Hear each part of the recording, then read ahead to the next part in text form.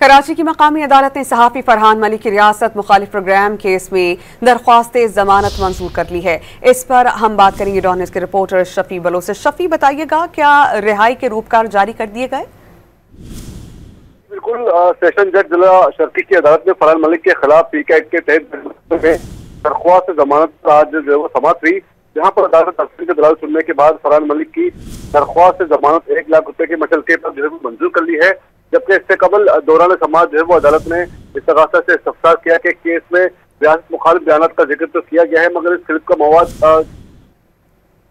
दरियाफ्त किया और कौन से जुमले के तहत जो है मुकदमा दर्ज किया गया है, जिस पर अदालत जिस पर FIA के वकील ने अदालत को बताया कि हमने USB में लाकर तमाम मवाद जो है वो अदालत में पेश किए हैं। इस पर अदालत ने कहा कि USB के अलावा आपको जो है वो कंटेंट बताएं जो कि रियासत मुखालिफ हो। इस पर फरहान मलिक के वकील ने बताया कि अब तक इस्तग़ासा की जानिब से कोई ऐसा मवाद पेश नहीं किया गया जो कि रियासत मुखालिफ कोई कंटेंट वगैरह जो मौजूद हो, कोई वीडियो हो, वो अब तक इस्तग़ासा की जानिब से पेश नहीं किया गया। जबकि पीका एक्ट आने से कबल जो है वो जो प्रोग्राम किए गए हैं वो भी रियासत मुखालिफ नहीं थे और इन्हीं प्रोग्राम का हवाला जो है वो केस में दिया गया है और जिस बदले में साबित नहीं हो सका है। इस पर अदालत का कहना था कि जिस तरह न्यूज चैनल्स और अखबार को मॉनिटर करने के लिए इदारे मौजूद हैं, क्या इस तरह का कोई इदारा जो है वो सोशल मीडिया को मॉनिटर कर रहा है?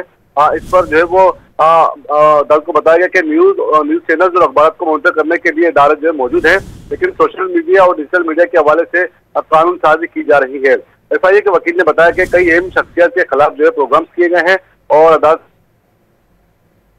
थी और वो कौन से रियासत मुखालिफ मवाद थे उनका इस मुकदमे में अब तक कोई जिक्र नहीं किया गया है। अदालत तरफेन के दलाल सुनने के बाद जो है फरहान मलिक की दरख्वास्त से वो मंजूर कर ली।